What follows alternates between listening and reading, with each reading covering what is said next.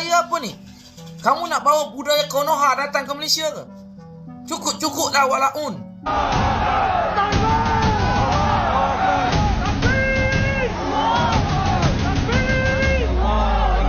Oh, demo lah Indonesia akan hancur lah apalah sebabkan demo lah negara miskin lah apalah. Gerakan demonstrasi di Kampung Sungai Baru, Malaysia, mendadak jadi sorotan besar setelah ricuh hingga melukai seorang kepala kepolisian. Kejadian itu langsung viral, warganet Malaysia pun membanjiri media sosial dengan kecaman keras terhadap para pendemo yang dianggap sudah bertindak di luar batas. Namun, kontroversi muncul ketika sebuah video menyebut gaya demo anarkis itu sebagai pengaruh buruk dari Indonesia. Tuduhan tersebut sontak memantik perdebatan panas. Netizen Indonesia maupun Malaysia kompak menolak anggapan itu, menegaskan bahwa kericuhan bisa terjadi di negara manapun, tanpa perlu menyalahkan atau menyudutkan budaya bangsa lain.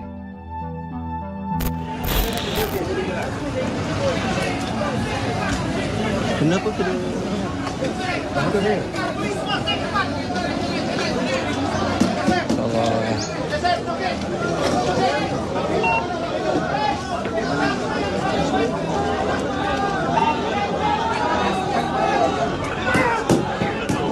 Rakyat kena bangkit.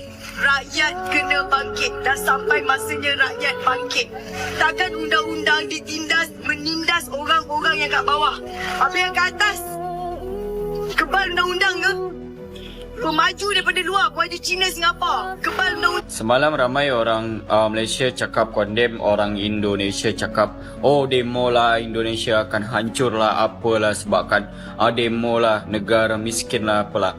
Hari ini pada hakikatnya adalah ada suatu perhimpunan yang amat sangat yang aku tak boleh fikir kan. Punyalah kerajaan Madani bodoh yang sekarang ni macam mana dia usir Melayu daripada Kampung Baru. Apa kau nak cakap lagi? Oh itu diorang dah dapat duit pampasan lah apalah. No, bukan masalah tu.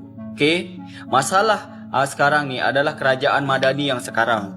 Macam mana tak boleh backup benda tu. So apapun, yang lebih memalukan lagi, Ketua Polis Daerah Dang Wangi cedera. Apa benda ni Malaysia? Korang bayangkan macam mana orang Kampung Baru yang dah beranak, bercicit, bercucu, duduk dekat situ, tiba-tiba kena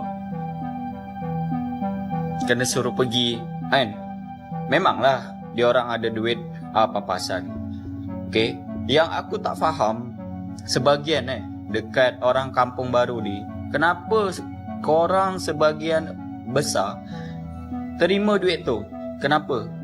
Itu yang aku tak boleh fikir. Dan satu-satunya yang membela orang-orang Kampung Baru ni hanyalah Rafidah Ibrahim. Itu yang aku tak habis fikir.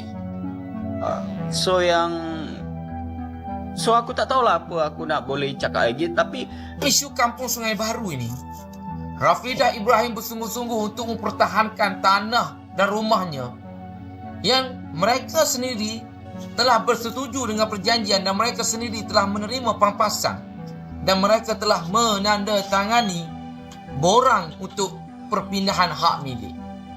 Jadi kenapa rakyat dikerahkan untuk buat rusuhan sampai pecah kepala OCPD atau pegawai polis itu? Ada yang menyatakan bahawasanya mereka dipaksa ketika tanda tangan, mereka dipaksa untuk terima wang pampasan. Makna katanya, zaman Perikatan Nasional itu zalim kerana telah membiarkan rakyat dipaksa untuk berikan tanah dan terima wang pampasan. Kenapa pula kamu nak salahkan kerajaan perpaduan pada hari ini? Kenapa kamu nak salahkan pimpinan pada hari ini?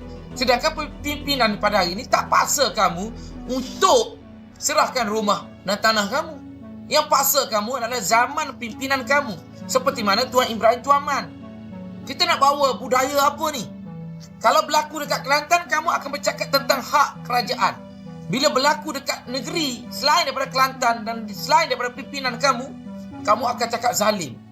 Ini apa ni? Budaya apa ni? Kamu nak bawa budaya Konoha datang ke Malaysia ke? Cukup-cukuplah walaun kamu jadi perosak kepada keamanan negara. Kamu bukan Islam ni, cara macam ni. Kamu diajar Islam yang fake. Islam yang tak suka kepada keamanan. Islam yang fake yang diajar oleh ulama-ulama fake ini, maka lahirlah walaun-walaun yang tidak ada perasaan cinta pun kepada negara. Kamu tak ada. Tak ada. Kosongan saja. Tak. Jangan surat tak ada. Jangan surat tak ada. Dia tutup Dia pertahankan hak dia je. Takkan kalau dia sentuh aku. Kita pergi. Kalau tengok betul-betul surat tak ada. Surat tak ada. Lagi kita nak ikut kalau bukan undang-undang tuan. Saya dia. Dia dapat masuk Agak tengok buku. Tugas kat depan ni. Tolong tak daripada bawah sampai atas kat tolong agak. Ikut undang-undang. Tolong. Kalau boleh tolong. Kerja jadi registrar ni pelanggar macam hakim. Kepala panah kau. Ada juga yang komen, baguslah orang Indonesia ni bila dia marah kat kerajaan, dia betul-betul tunjuk dia marah. Malaysia bila lagi? Kita kena faham Indonesia ni dia as a republic, ya. Dia dapat kemerdekaan dengan mengalahkan penjajah dia. Which is kita tahulah dengan Belanda masa tu kan. Belanda, ya. Jadi dia berkorban nyawa. Ya, darah dia halau Belanda tu, dia dapat kemerdekaan 1945 lepas perang kan. Jadi dia punya spirit tu lain sikit, and dia dah biasa dengan cara-cara yang kita lihat sekarang ni lah. Masa zaman Presiden Suharto jatuh, berlaku benda yang sama pada riot yang sama pada 1998. Sebab itulah bila berlaku benda macam ni, memang dia memang tak silu-silu untuk menunjukkan dia punya emosi dia, kan, menunjukkan dia punya kemahuan dan sebagainya. Tapi kenapa ada orang yang masih minta benda macam ini berlaku di Malaysia? Kalau kita nak jadi Malaysia, kita nak ke Malaysia jadi apa yang berlaku di Indonesia sekarang? We shouldn't lah. We shouldn't. Dengan hancurnya kedai, kena looting, orang tak nak datang, dengan turis ramai sekarang, kita dapat kemakmuran dan sebagainya. Kenapa kita nak jadikan benda negatif dan bikinkan perpecahan? Ini yang kita nak elakkan benda-benda yang berlaku. Kalau boleh, kita bergaduh online je kot. Janganlah bergaduh sampai kat luar kan, sampai physically mencederakan dan sebagainya, menyebabkan korban jiwa dan sebagainya. Saya tak nak kes-kes macam Zara dan sebagainya. Dia dah jadi satu sampai ke Selatan Thai, kan, sampai satu Malaysia, sampai satu dunia. Jadi itulah antara isu-isu bila orang Malaysia, dia mencari satu poin, tapi dia tak sampailah ke tahap seperti di Malaysia itu sendiri. Indonesia ni kita tak faham. Saya sendiri pun tak faham betapa complicatednya dia punya society atau masyarakat dia sendiri. Lucu juga, kalau ada ricuh di Malaysia langsung tuduh Indonesia, padahal yang berdemo kan rakyatmu sendiri, bukan kami.